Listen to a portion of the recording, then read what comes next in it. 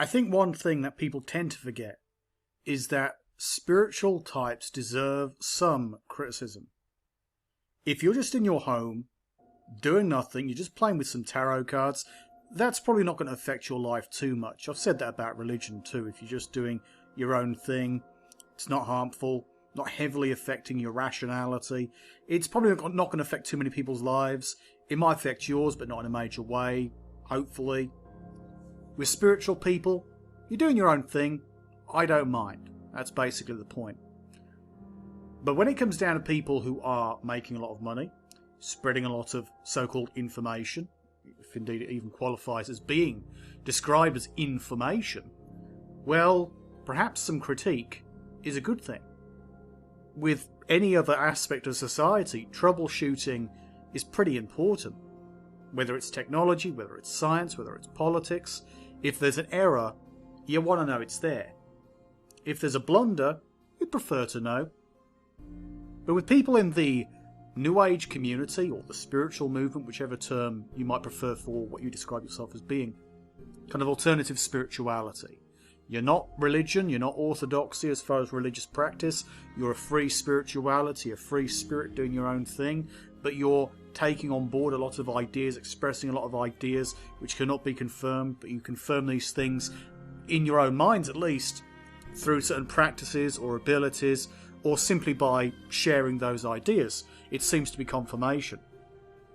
I think a bit of questioning of that is pretty important, especially when you see some pseudoscience out there, including, pseudo-medicine as well. That can be harmful. Getting in the way of vaccines, talking shit about vaccines is a bad idea, especially when you don't know the science. Talking shit about medicine in general is a bad idea if you don't actually know the medical science involved. And I think a lot of people out there are preaching because they believe something is true, and they're probably coming from a good place, but they also happen to be ignorant as hell. And that's a problem. And sometimes it's because they're listening to and copying, they're parroting some of the words said by some of these so-called experts out there who aren't really experts at all. They don't really understand enough about the actual science. But there are many people out there who are willing to write books before they've done any real research. That's the embarrassing thing. And they're willing to make up things about history and traditional medicine. And, traditional medicine sounds cool and all, but it doesn't really work. That's the problem. I know a lot of people in Falun Gong, they love traditional medicine or traditional ideas of medicine. The same with a lot of people with Indian medicine as well. And, you know what? If you like the idea, fine, but maybe you want to stick to the actual medical advice you get in the real world, from Western medicine. It's not even Western medicine anymore. It's modern medicine on a global level. It's not simply a question of, West versus East, because in the East, they've adopted, modern medicine. So don't try and turn it into an East-West sort of thing. That's a mistake that many people make. I think very often people are looking for some kind of miraculous thing. So it's, hey, eat this. Hey, take that. Hey, do this. And, practice this 5 times a day and you'll end up with superior health. And it's a lovely idea, but a lot of these ideas just don't really work. And it comes across as very spiritual when you're in a crystal shop in Birmingham and you're saying to someone, hey, yeah, I've worked here for years and I drink my own urine and I do this and I do that and a little bit of weed every night and every morning and every lunchtime. That really gets me through the day. And it's like, okay, yeah, that's your life choice. Doesn't really affect me, but I wouldn't exactly call it a cast iron bit of health advice to pass on those sorts of ideas. And the problem is it goes further and it goes deeper, and I've gone into that in other videos. I might go into it again in other videos to come. But I think the big mistake that many people make is thinking that their chosen belief is somehow a superior belief. It is the truth, it is the absolute truth, according to them. And in reality, it has no real substance other than that which you seek and kind of feel. You feel some kind of benefit, and the placebo cannot be understated. Understated, overstated. The placebo is out there, and a lot of people are easily swayed by ideas. They're convinced by books, reports, articles, and before you know it, they're eating spiritual, rhino horn, or tiger's penis. That's a couple of old Chinese ideas. But also, reindeer antler, which is a popular thing with David Wolfe.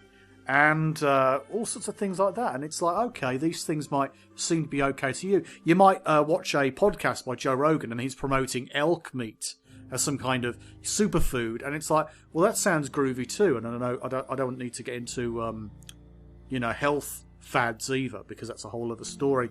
But when it comes down to spiritual people passing on advice which could really affect people's lives, a lot of it needs to be tested out considerably. And a lot of so-called practices, therapies, healing methods too, they haven't been tested or haven't been tested and found to be reliable, to have results that actually work under test conditions. And yeah, you can water down those test conditions, as many people would prefer us to do, but basically what you end up with then is something which cannot be determined to be either placebo or real. That's what you get when you water down a test. It's like, is it real? Yes, it's real. It works for you. Okay, what are the terms and conditions to that? What's the parameters on how it works? And if we don't test it properly and then refine it to make it a superior method, practice, that means how can you know it's ever going to even work? I mean, that's the very real problem with not testing things that a lot of people would prefer the idea of. You want to test it? We can't do that. Why not? Because you believe in it so much. And why is that a problem? We should be testing this stuff. We should be seeing what works, what does not work. And the thing is, when the results come back, you need to go back to the drawing board and go, what did we get wrong? What have we misunderstood? What could be other explanations? You need to take that into consideration if you want to be taken seriously. And that goes to modern spiritualists, not just the New Age movement, because they call themselves a science. And it's like, well, you call yourself a science. I can point out where you're not a science. Why aren't you going back to the drawing board and going, how come these things don't fit? Are we doing something wrong with our tests? And it should not be a question of let's water down the tests, because that's always a big mistake for reasons I've just mentioned. So yeah, it's a real problematic thing, and most of the time it doesn't affect people.